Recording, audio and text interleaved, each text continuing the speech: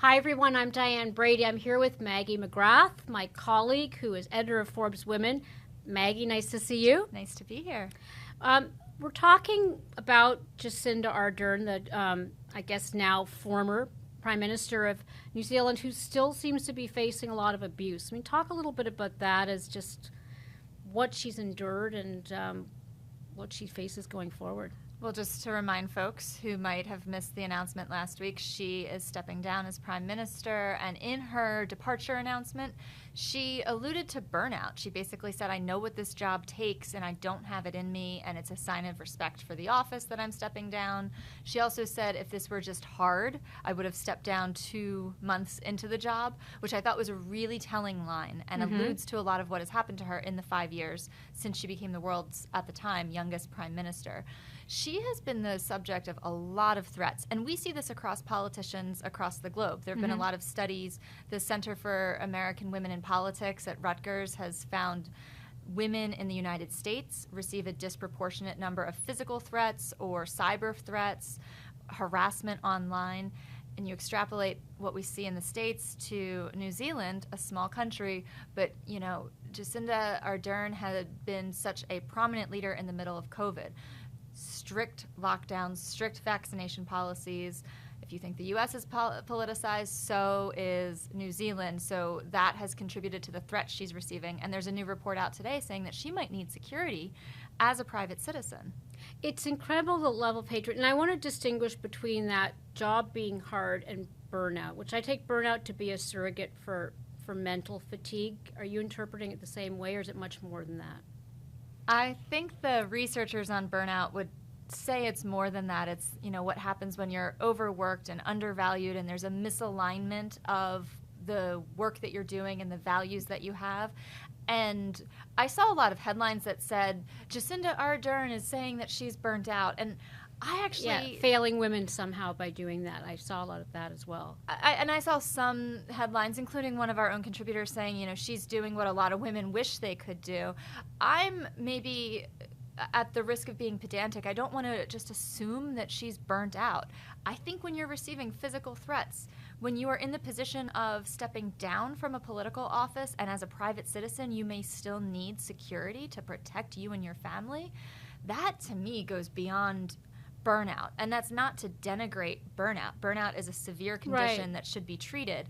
But to me, it feels like we're dealing with two separate issues here.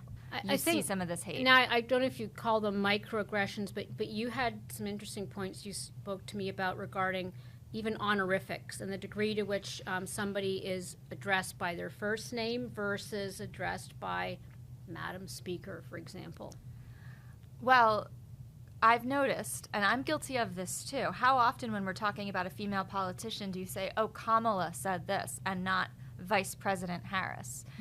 I would argue that I would say Biden, but I wouldn't say Joe necessarily. There's so many Joes out there, not a lot of Kamalas. Correct. And is this a result of, you know, there are more Joe, Johns, and Mikes than there are Kamalas and Jacindas? And I was going to say Sanna, but I think Finland Prime Minister Sanna Marin is someone that we refer to by her full name and title. But, you know, one of the ForbesWomen contributors wrote about how calling female politicians by their first name is a sign of sexism. And we see it much, much more with women than we do men just being called Yo Joe. There was a study in 2019 that looked at speakers who were introducing other speakers on stage. And when women were introducing a speaker, like, hi, I'm Maggie McGrath, and I'm here to present you with Assistant Managing Editor Diane Brady, women used that full title 96% of their time in their introduction. When men were doing the introduction, it would be, hi, I'm Mike McGrath, this is Diane Brady. 49% of the time. There's a huge difference in just using the title, which is fascinating to me. Well, I remember this now probably infamous Zoom call where one of the speakers asked to be addressed by her title as a doctor, essentially, and the person leading the meeting, who was a politician, refused, in essence, and it was a power struggle. It was a young black woman, and basically it's that those honorifics mean a lot, especially when you don't naturally come to the table with power. It's sort of, in a way, like getting a professional degree, you know, used to be for certain immigrants. You don't have to explain yourself. So is that something you've noticed yourself as well, that that as women we care a lot about having those honorifics, or do we care if somebody addresses us by our first name? I think we care. I think when you have studied for your PhD and someone calls you Mrs. in the context in which Everybody else is a doctor. That's offensive. I have friends who have been, they felt slighted. And I think it comes down to what the other person's intent is. I think a lot of women are understanding if someone doesn't know their title and just says Ms. or Madam out of a sign of respect, but perhaps not full knowledge. But when you're dealing with a colleague, with a mother-in-law, with a family-in-law who decides to address a card to Mrs. instead of doctor, that feels like a twist of a knife to a lot of women. To bring it back to Jacinda Ardern and the burnout that she felt, did we see this same lack of respect, whether it was in how she was addressed or how she was described or covered in the media? It's interesting, right? So she came to politics amid this wave of what was called Jacinda mania. And that to me didn't feel like that was disrespectful. That was a nod to how popular she was at the time. I think the politics of COVID have been so polarizing that she would have received a certain amount of hate no matter her gender if it had been someone else in the prime minister's seat at the height of the pandemic, at the height of enacting these policies. I think there would have been some. Would there have been as much? Probably not. And here's where I would point to, would this have happened with a male prime minister? A few months ago, I'm sure you saw, Finland Prime Minister Sanna Marin went on a diplomatic mission, an economic mission, they wanted to talk about trade, to New Zealand. The two were giving a press conference. Now, Prime Minister Marin unseated former Prime Minister Jacinda Ardern as the youngest female prime minister in the world. So there's a natural curiosity on the part of reporters about what's it like as a young female prime minister.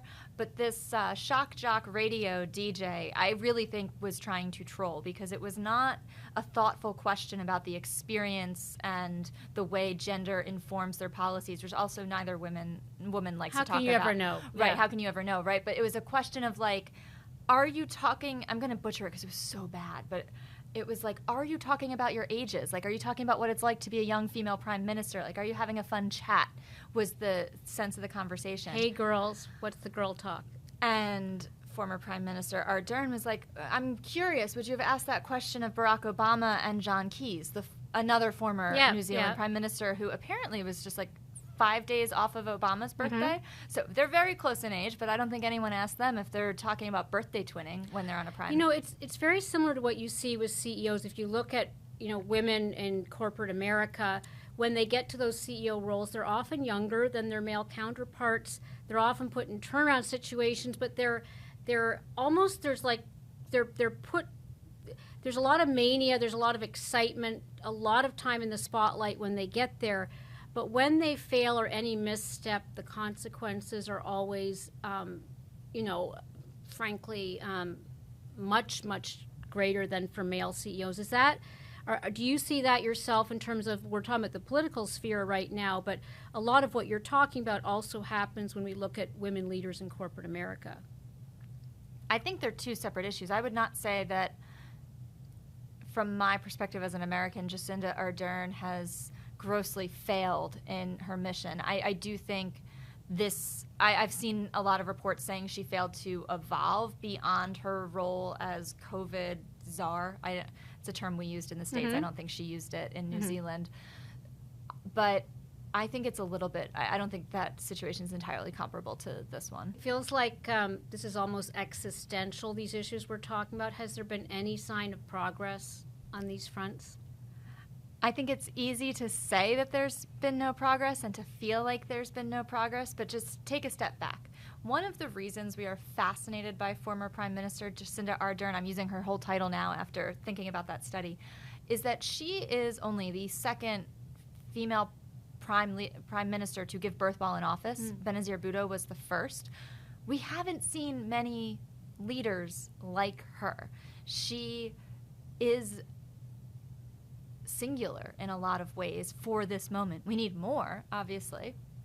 So I think when you look at history and when you look at how few examples we've had of that style of leadership, of that personal trajectory while in office, I think society's waking up to it. And I think that's frustrating because we as women know that we're just as capable as men are of holding those jobs.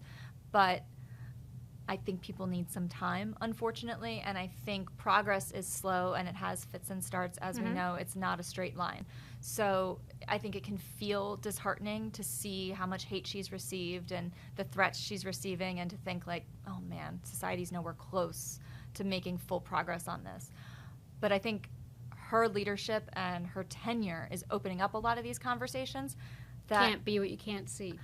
Yes, and I also think maybe it will make people a little more aware the next time there is a young woman running for president or running for prime minister.